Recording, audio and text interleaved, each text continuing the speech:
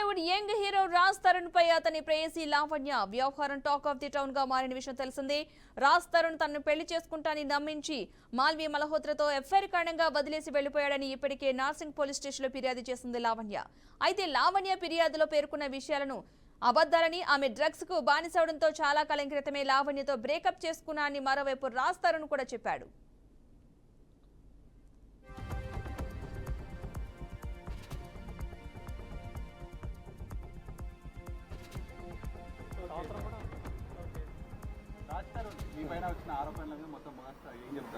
అదే చెప్తున్నానండి. మీరు అది గట్టిగా అడిగితే భయం వేసిందండి.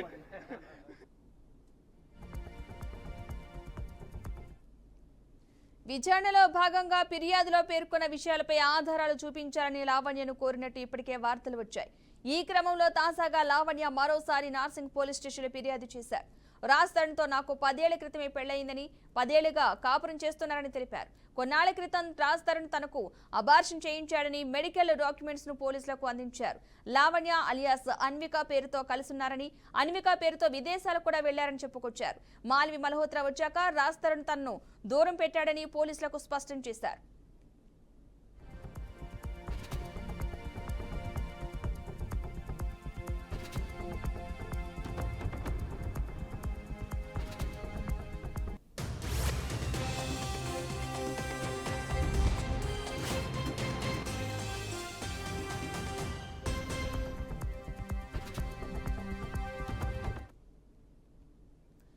పోలీసులకు లావణ్య 170 ఫోటోలు, సాంకేతిక ఆధారాలను సమర్పించారు. దీంతో ఐపీసీ 493 సహా మరికొన్ని సెక్షన్ల కింద కేసైతే నమోదు చేయడం జరిగింది. ఈ నేపథ్యంలో లావణ్య సమర్పించిన ఆధారాలను పోలీసులు పరిశీలిస్తున్నట్లుగా తెలుస్తోంది.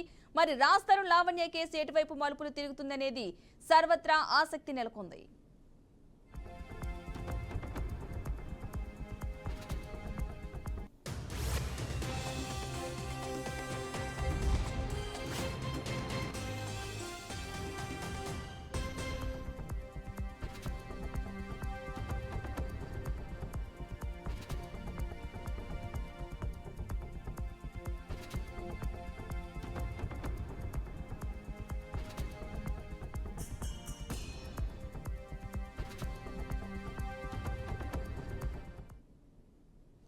తాను రాజ్ తరుణ్ లైఫ్ లోకి హీరో అయ్యాక రాలేదు.